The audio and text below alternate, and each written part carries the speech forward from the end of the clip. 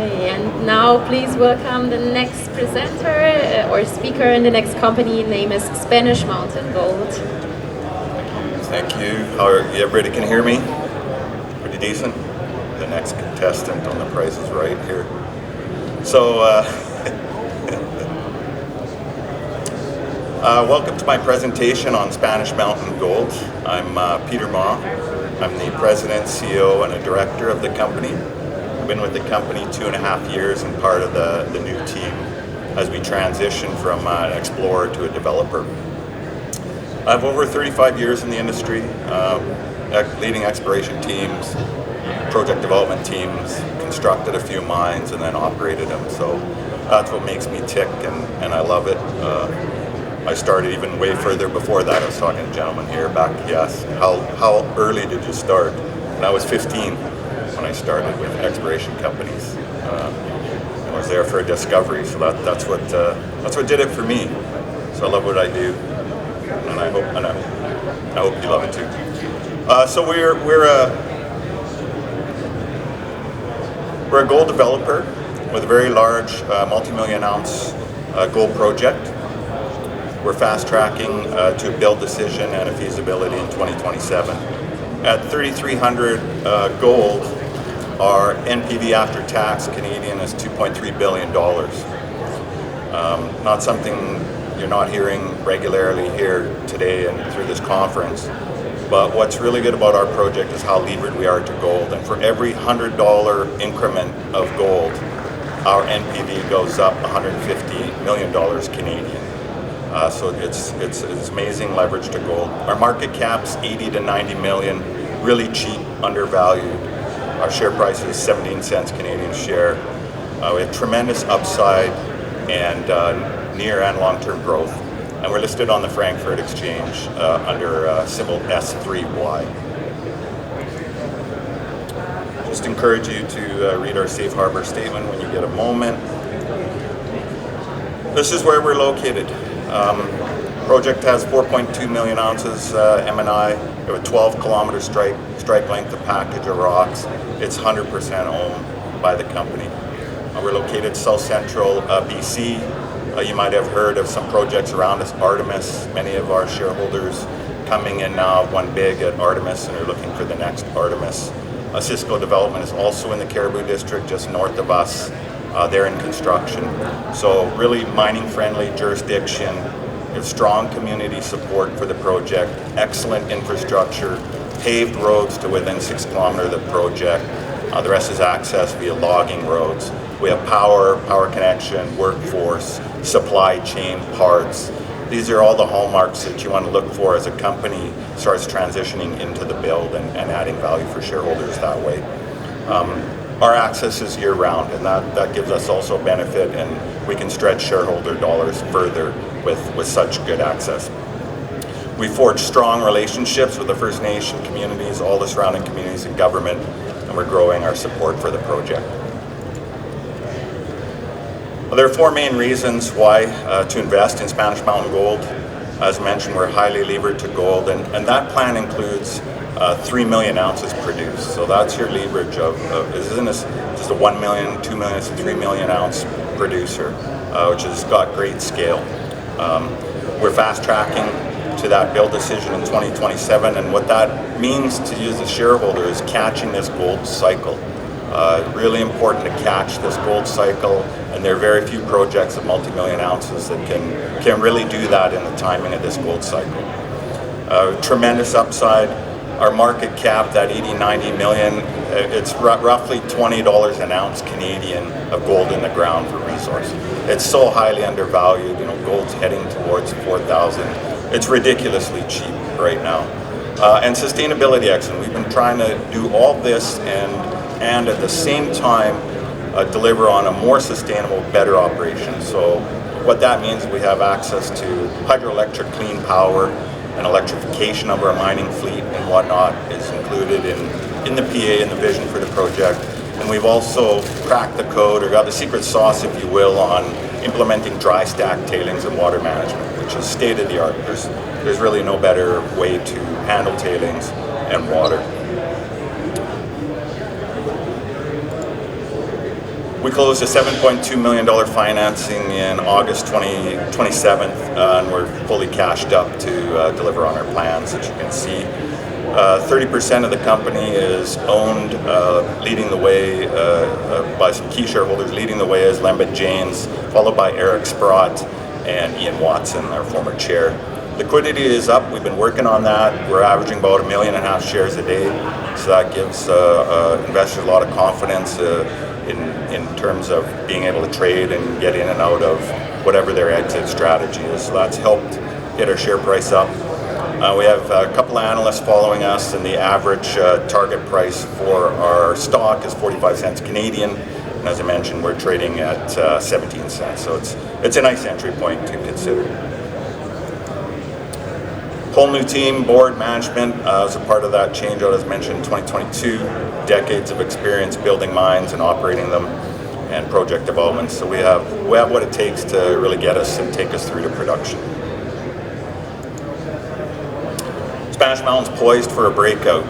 Artemis, I mentioned earlier, Skeena, two premium explorers. But as you can see, their share performance over that time frame, they delatched from what I call the explorer trend, and the market started giving them the share performance as they basically developed an executable, permittable, and deliverable project. So when we re-envisioned this project, we looked at that and what we thought were some key drivers. And then you can see down, let me try this pointer, down in this end here, several, and this is right around March, several of us explorers started delatching from the explorer curve. And so this is the generalist investment community coming in looking for that next Artemis and down in the small caps. So a really important thing to take note of and consider Spanish Mountain as one of your investments. That's our work plan. We're currently focused on a 10,000 meter drill program. We got one drill spinning right now, and the second drill is arriving to site today. So we keep drilling, we keep adding resource, keep looking for high grade, keep trying to enhance this deposit. Part of this drilling is also looking to fix the footprint and do some condemnation drilling to advance the feasibility footprint. We're doing some ore sorting studies, tendering a feasibility, and we've got critical minerals. One of the good things when we re-looked at everything, we found that there was very high levels of titanium titanium. That was a real surprise to us too, in the pit strip as a potential byproduct, and it's in the form of rutile. And so this is very new. We've just announced it in the last month, and we're starting to look at that. And what that could be is, really drop your all-in sustaining costs with a byproduct and just transform this into just a whole nother class of assets. The proposed mine, as I mentioned, 3 million ounces produced. It has a low strip ratio, 2-to-1. Those are really nice hallmarks. The first 5 years is 1-to-1. So it's really close to surface. You really want that 1-to-1 strip ratio. And we're 26,000 tons a day of ore processing plant. So simple mining operation, open pit, flotation, gravity, doré, out the door. Very, very simple, low risk, low complexity property. Economics are robust. Moderate U.S. capex, initial capex of $925 million. 225 of that is contingency. It's a 2-year payback for that. Low all-in sustaining ranges around 1,000 to 1,300 per month or per ounce. That benchmarks very well with the majors. And we generate in those first 5 years where we really optimize the project 450 million Canadian free cash flow per year over those 5 years at 3,300 gold. So this thing can deliver really strong cash flows and a future value proposition when a company such as ours is getting off the ground and you're generating that cash flow. What do you do with that money later as you advance your project? Mineral resource estimate mentioned 4.2 million measured and indicated. We also have 500,000 ounces of inferred.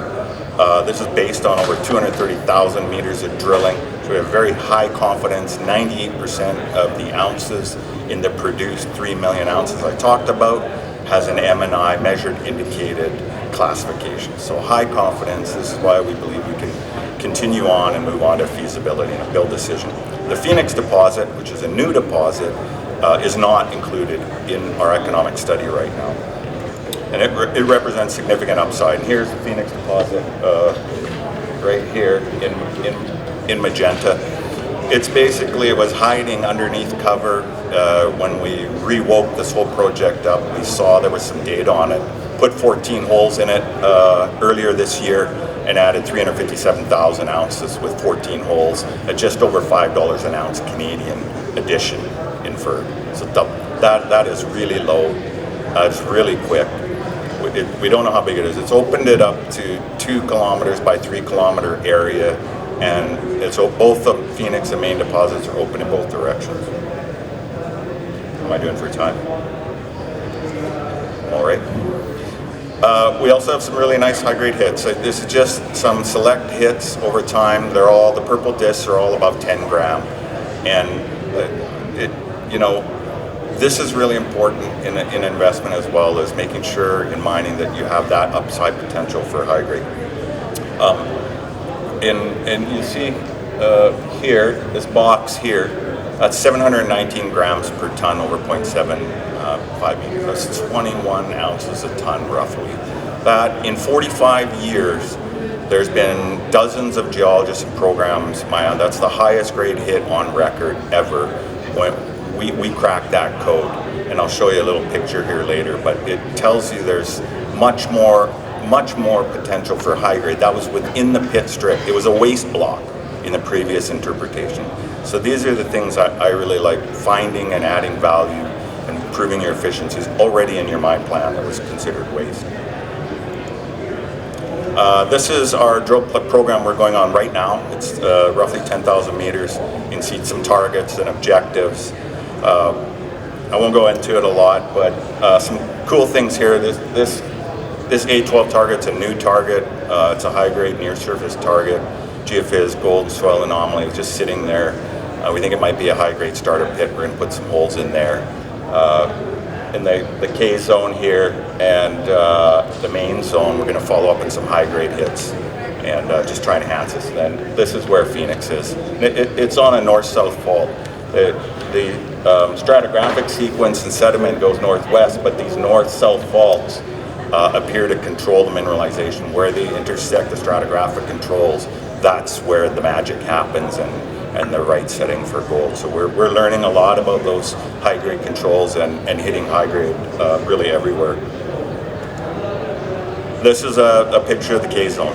So I wanted to show you all like what that looks like. This deposit and project have been marketed disseminated argillite mineralogy, which is a sedimentary rock. It's black. It's really dark. It's like shale. You've seen shale, that color. This is not that. So this is VG, visible gold, in quartz, and these quartz structures have interacted with the sediment vein-hosted deposits. So there's this orogenic system. So Red Lake, Timmins, I worked in both. Those are orogenic systems. We have that orogenic system sutured up against this south fault, which is the contact between intrusive massive rocks and the sediments on this side. So two of the world's most prolific types of deposits coming together, interacting. We're learning lots.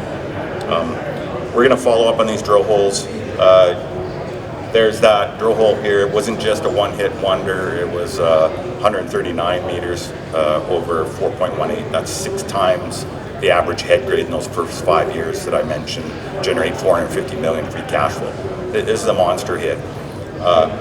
In our new model, we had a gap in the model. The mauve is a leapfrog model of the mineralized envelope, and there was a gap there. We could see the drilling missed it, and we drilled it, and we hit 39 meters at 0.99 grams. Again, high grade for this deposit. So there's lots more to find right under our feet, literally, and we're pretty excited about that. And we're following up on this target in this program we're doing right now. And really, that's it in summary. We have a new vision, new strategy, new plan, great community support, government support. This is an excellent entry point to be exposed to a budding and new emerging developer for gold, highly leveraged to gold. We're fast-tracking Spanish Mountain Gold Project to build decision in 2027. We have the near-term catalyst with drilling and awarding the feasibility. Thank you for your time. We're at booth 73. Come on over. We'd be happy to answer any questions and and carry on from here. So thank you very much.